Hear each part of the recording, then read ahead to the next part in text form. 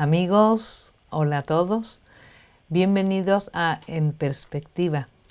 Hoy nuestro nuevo programa de María y mío está enlazando a España con Ecuador nada menos. Al otro lado del charco tenemos a don Álvaro Mejía Salazar.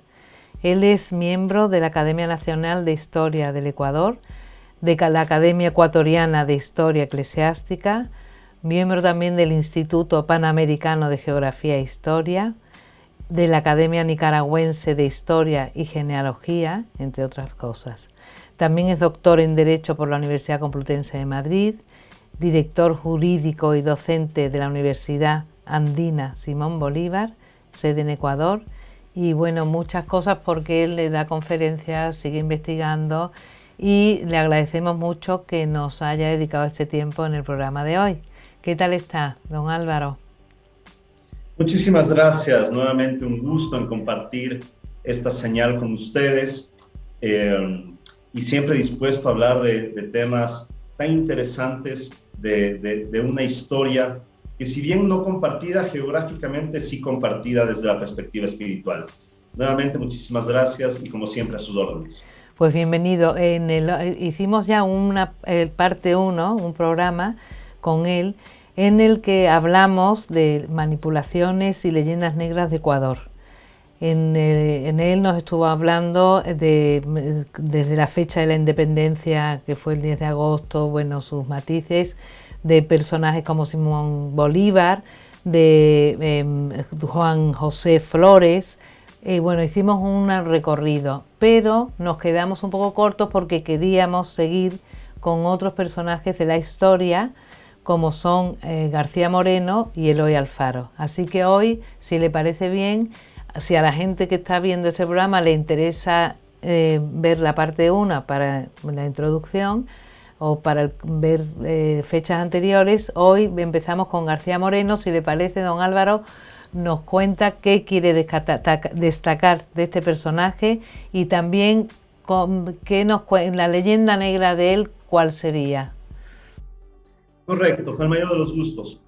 Bueno, García Moreno es una figura realmente internacional del pensamiento conservador en el siglo XIX.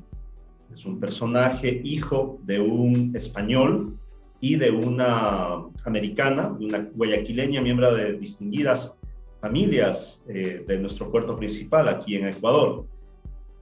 Él se forma en medio de, no pobreza, pero sí ciertas limitaciones económicas, pero demostrando realmente una inteligencia formidable.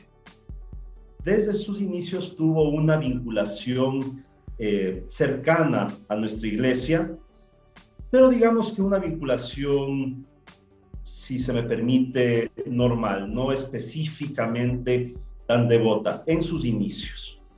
Estudia Derecho acá en Quito, viaja desde Guayaquil a Quito, estudia acá, destacadísimo profesional y ya desde un inicio muy proclive a las lides públicas, a la actuación pública. Era en su juventud, en su formación como abogado, muy polemista respecto a la situación nacional. Fundó periódicos donde criticaba los desaciertos de la administración de un presidente liberal que teníamos, que era José María Urbina. Desaciertos, corrupción, arbitrariedades que desde un inicio fue muy criticado por García Moreno. Esto, una vez que ya él era profesional y fue diputado, le valió el destierro. Urbina desterró a García Moreno. Primero tuvo una estancia en Piura, al norte del Perú. Después finalmente pudo viajar a París para continuar en la profundización de sus estudios. Ya era abogado, pero continuó con otro tipo de ciencias porque García Moreno, además de ser un hombre con una fuerte vocación por las ciencias sociales, también lo fue por las ciencias exactas. Y en París realizó estudios de física, de química, inclusive de ingeniería. Y es en París donde, con la lectura de enciclopedias y obras piadosas de primera línea, es que profundiza su vocación espiritual y se vuelve una persona comprometida con el ideario católico y también con la necesidad de dar una impronta del ideario cristiano a la administración pública. Finalmente logra regresar al Ecuador, ejerce la presidencia constitucional en una primera ocasión, logrando salvar al país de su virtual desintegración.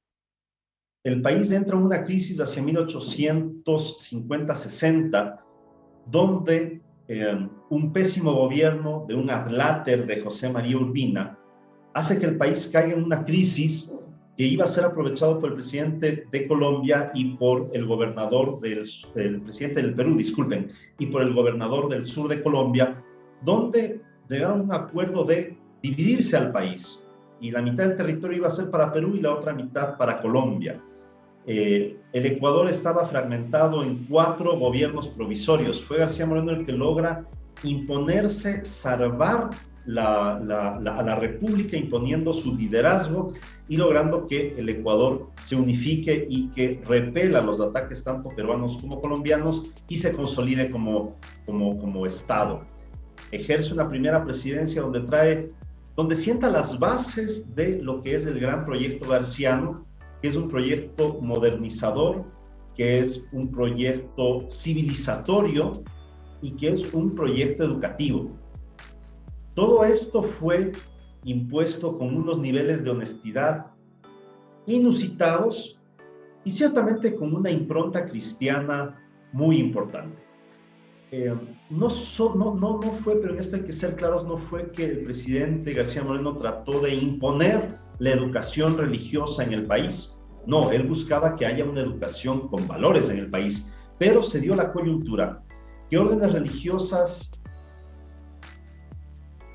decidieron aportar al ideario educativo en la época de García Moreno, prácticamente cobrando nada.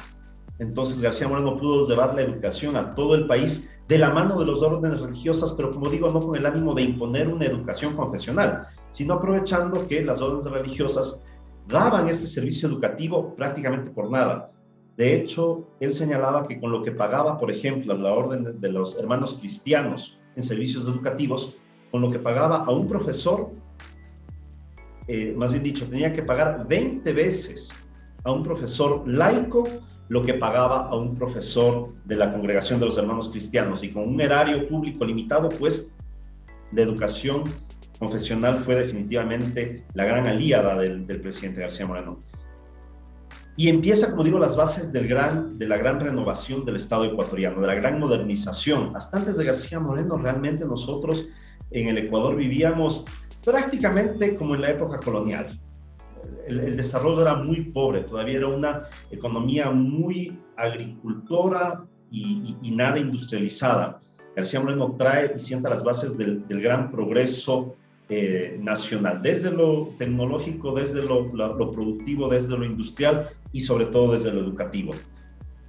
Deja la presidencia, existen unos gobiernos de transición y logra ganar una segunda presidencia donde las bases que sentó en la primera son intensificadas y claro, todo el orden y el progreso que trajo García Moreno para el país fue maravilloso. De que tuvo ciertos excesos, lo tuvo, y negar esos excesos sería desdibujar la historia y también hacer daño al personaje, porque cuando simplemente se dice que este personaje tuvo solamente luces, es más fácil para aquellos detractores digan no se está hablando desde la objetividad y se ataque más al personaje. Entonces no, hay que reconocer que García Moreno cometió ciertos excesos, pero excesos propios de la época, excesos que mirándolos bajo la perspectiva de un siglo XX y peor bajo la perspectiva de un siglo XXI, no serían entendibles, pero enmarcándolos en la perspectiva del siglo XIX y de la conmoción que vivía el Estado ecuatoriano en esa época, pues son del todo entendibles. No podemos compartir en la actualidad, ciertamente, pero son entendibles y para nada criticables desde la perspectiva actual. El orden y el progreso que trajo García Moreno al país le generó enemigos. Ciertos excesos que cometió García Moreno le trajo enemigos. Y claro, los enemigos eran un grupúsculo en efervescencia, que eran los liberales. Los liberales eran un grupo no mayoritario, sino muy por el contrario, minoritario, pero que venía en efervescencia. En efervescencia entre círculos de la clase media intelectualizada. Pero la gran ciudadanía no se debía al liberalismo. La gran ciudadanía era conservadora, la gran ciudadanía era garciana. Por eso es que en una nueva elección presidencial, García Moreno gana con una mayoría también absoluta. Los electores apoyaban a García Moreno. Los liberales pensaban que la población iba a estar a favor de ellos, pero fueron arrasados en las urnas. Y por eso vieron que la única solución para quitarse del medio al presidente y no permitir que tenga otro periodo era el asesinato. Y por eso es que lo terminaron asesinando el 6 de agosto de 1875 y que fue la única manera en la que podían vencer a García Moreno, ultimándolo, ya que en las urnas o con propuestas de su lado era imposible abatirlo. El bien que hizo García Moreno al país fue realmente fundamental. La creación de escuelas, y no solo, y para nada para la élite, sino para el pueblo, e inclusive escuelas específicas pensadas para el indigenado de nuestro país, para las mujeres de nuestro país. No fue un presidente que gobernó para las clases altas. Claro, aquí en el Ecuador el ideario de la figura del conservador es de una persona de élite, pero García Moreno realmente no gobernó para las clases altas. Las clases altas seguían con sus grandes producciones yendo a pasar veranos en París, pero García Moreno se preocupó por la clase media y la clase baja, por educarles, porque decía que un progreso no podía haber sin educación de abajo hacia arriba. Es la base de una sociedad civilizada. Todo el proyecto educativo de García Moreno se trunca con la venida de los liberales. Y hasta ahora el país sufre los problemas de un gran pueblo no educado. Los grandes problemas de la democracia ecuatoriana es que nuestro electorado es malo porque no es un electorado educado. Esto es una opinión súper impopular, pero es una realidad. Es una realidad que se ve cada año cuando se eligen representantes y se ve que no se eligen a los mejores, sino se eligen a los más populares.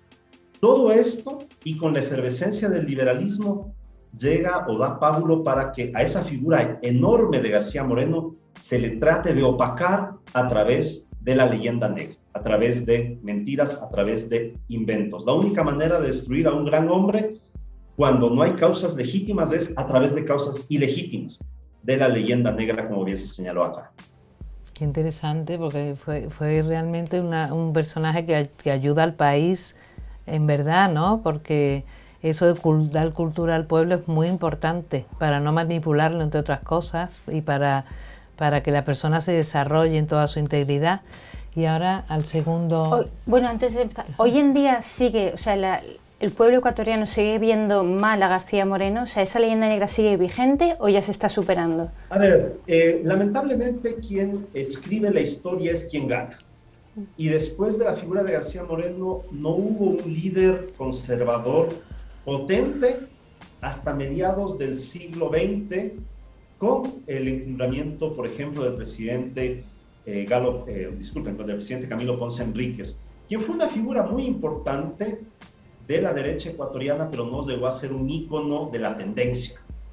Pero desde que muere García Moreno en 1865 hasta estos años 50, los gobiernos fueron liberales y ellos se dedicaron a escribir la historia oficial. Asesinos de García Moreno después fueron parte del gobierno de Eloy Alfaro y se dedicaron a escribir la historia oficial, la que se estudiaba en los colegios, en las escuelas. Pensadores de la primera mitad del siglo XX, por lograr éxitos comerciales fáciles, también se dedicaron a desfigurar en novelas y en libros de divulgación a la figura de García Moreno. Sí. Entonces, sí, siempre hemos existido garcianos en el Ecuador, pero la gran masa del pueblo le ve como un presidente que aportó mucho por el país, que fue honesto, pero que fue extremista, que fue es un extremista religioso. Entonces, en el ideario todavía de la gran mayoría del pueblo ecuatoriano, es un presidente bueno pero extremista, y se hace pesar el extremismo, que no lo fue, que tuvo una tendencia muy fuerte, pero jamás extremista, pero se lo pondera aquello en el discurso popular a las obras que realizó. Muchas de las leyendas además se exacerban. Por ejemplo, se exacerba que el asesinato de García Moreno se dio por un lío de faldas que es totalmente falso y totalmente demostrado su falsedad. Pero el morbo de novelistas generó que esto cunda en el país. Entonces, la figura de García Moreno es una figura parcialmente conocida, bastante desdibujada. Hay que reconocer que al menos su figura como estadista y como hombre honesto no ha sido desdeñada, porque ya sería el colmo, pero sí estas otras facetas han sido desatendidas. Existen grupos garcianos también en el Ecuador de extrema, y existimos otros grupos garcianos más moderados que pretendemos difundir el ideario de García Moreno íntegro, como un humano que lógicamente tuvo muchísimas más luces que sombras, y ciertamente siempre ligado al ideario cristiano que fue el que inspiró a este presidente y que consideramos nosotros que es el que debería incentivarse dentro de esta idea civilizatoria de nuestras sociedades. Qué interesante que existan estos grupos en busca de la verdad, ¿verdad? Porque es que hace falta ese tesón, ese estudio y ese poder propagarlo. Antes de que se nos acabe el tiempo, quería pasar al siguiente personaje, que es Eloy Alfaro. Eloy Alfaro es, fíjense, también hijo de un español, de un castellano. García Moreno también fue hijo de un castellano. Y la mamá de Eloy Alfaro era una señora de estrato popular de la costa ecuatoriana, de un pueblo de Montecristi. García Moreno era de Guayaquil, del puerto principal, Eloy Alfaro de Montecristi, que no tiene acceso a una educación y que lo que tiene acceso es a ser un gran comerciante. Y dentro del gran comerciante, por ejemplo, es uno de los principales o de los más antiguos comercializadores de los sombreros de paja toquiza hacia Panamá, de donde surge el Panama Hat. Es uno de los comerciantes que compraba desde allá casa, de hecho, con una panameña, una rica huérfana heredera de la rancia aristocracia panameña, una señora Paredes Arosemena, y siempre tiene un ideario reaccionario, un ideario revolucionario. Se los llama el general de las derrotas porque realmente tuvo muy pocos triunfos él, pero logró exacerbar un ideario liberal en la juventud de aquella época que se va a imponer finalmente a las ideas conservadoras también por el deceso de García Moreno y por una cosa muy lamentable, que es que no se formaron más líderes de derecha y se formaron muchos líderes de izquierda y por una cuestión aritmética lograron triunfar. Eloy Alfaro fue en varias ocasiones encumbrado como presidente nacional, pero siempre después de un golpe de Estado. Eloy Alfaro jamás ganó una elección en las urnas.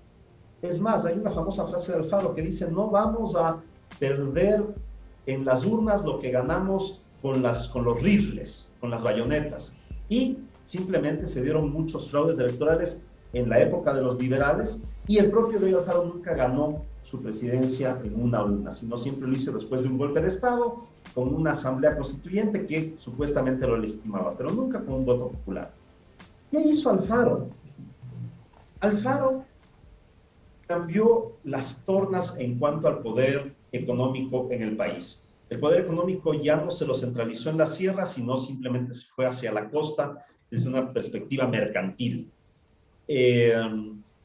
Existieron reformas sociales importantes, podemos decir que simplemente desde la perspectiva cosmética. Se dio ciertas libertades, pero muy cosméticas. La empresa educativa que había generado García Moreno se truncó totalmente. Lo que hizo Eloy Alfaro es una fuerte separación entre iglesia y Estado, la implementación del laicismo, pero básicamente no fundó mayores instituciones educativas. Les volvió laicas, generó ciertos colegios nacionales sobre la base de los colegios que había, y del proyecto educativo de García Moreno, pero no intensificó la educación. Y como digo, lo único que hizo es trasladar la parte económica de de la sierra a la costa. La justicia social para el indio no se desarrolló más allá de lo que García Moreno ya había desarrollado. Lo mismo para la mujer, ¿no? El gran triunfo de los liberales, por ejemplo, el divorcio, es decir, cuestiones muy terrenales, muy de inmediatismo, y que como gran proyecto nacional no nos dejó nada. El laicismo, sí, digamos que cierta separación entre iglesia y Estado interesante, pero como grandes proyectos nacionales, no.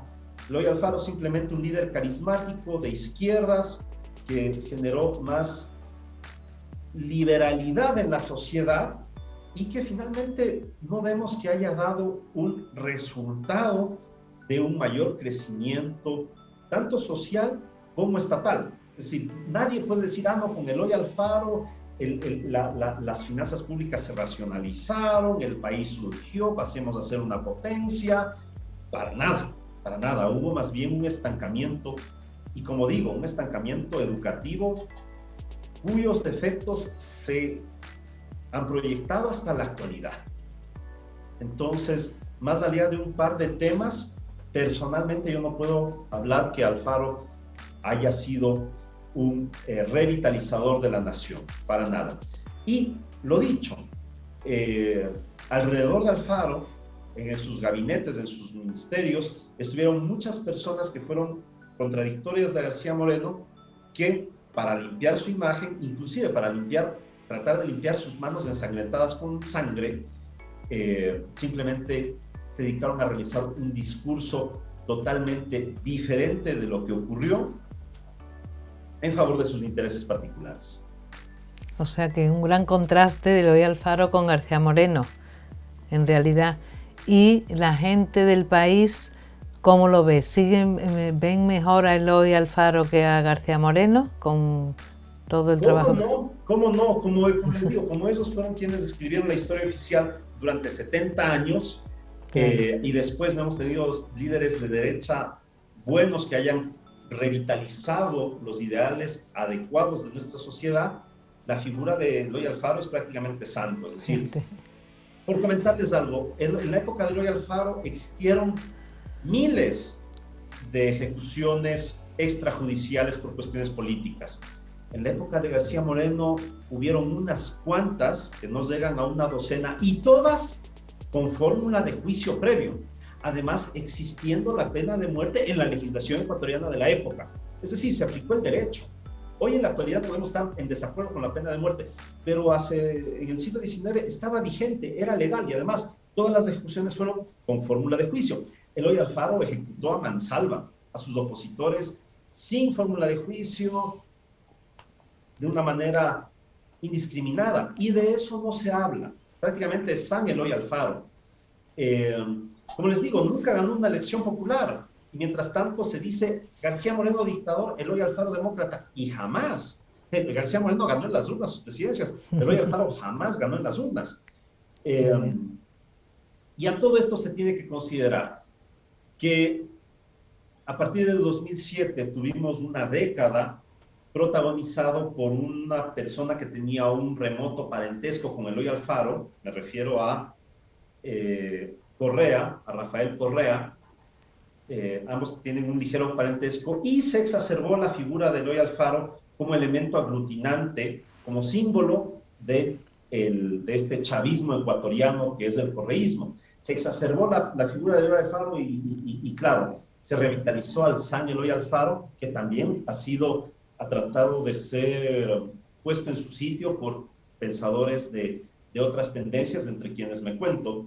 Pero es un hecho que ellos, al haber ganado el discurso oficial, han podido difundirlo. Mas, sin embargo, como les decía, también habemos quienes tratamos de poner las cosas en su lugar, y no desde una perspectiva dogmática, sino desde una perspectiva objetiva. Ahí están los hechos, es decir, hay cosas que no se pueden cambiar, y lo que tenemos que hacer es conocer aquellos hechos, difundirlos para tener un pensamiento histórico mucho más sensato. Muy bien. Pues se nos acaba el tiempo. Lo único, si lo hace muy rápido, ¿qué libros nos aconsejaría o que estén más en línea de lo que es la verdad de la historia de Ecuador? Por ejemplo, respecto de García Moreno, está por publicarse, espero que en un mes, bajo el sello Dickinson, la conocida editorial madrileña, las memorias del Congreso sobre García Moreno por el Bicentenario que se realizó el año pasado bajo la dirección de el Consejo de Estudios Históricos Felipe II de Madrid y la Universidad Andina Simón Bolívar.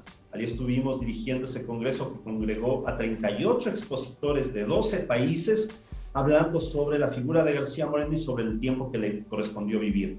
Las memorias de este congreso obrarán en 2 volúmenes de 400 páginas y, como digo, estará a la disposición ya hacia finales de año en Madrid y en toda la cadena de distribución de Dickinson a lo largo de España. Entonces, valga la pequeña cuña publicitaria, pero este es un libro que además está muy accesible en España porque lo publicamos allá. Evidentemente, unos ejemplares vendrán también, la mitad de la edición vendrá también a Ecuador y será otra forma en la que nuestro pensamiento podrá estar hermanado. Dirigimos la obra el profesor Miguel Ayuso y quien les habla. Muy bien, pues ánimo en extender la realidad y la verdad en la historia. Muchas gracias por acercarnos a ella y con pena nos despedimos porque se nos acabó el tiempo. Muchísimas gracias nuevamente y como siempre a sus órdenes. Gracias. Pues amigos, hasta el próximo programa.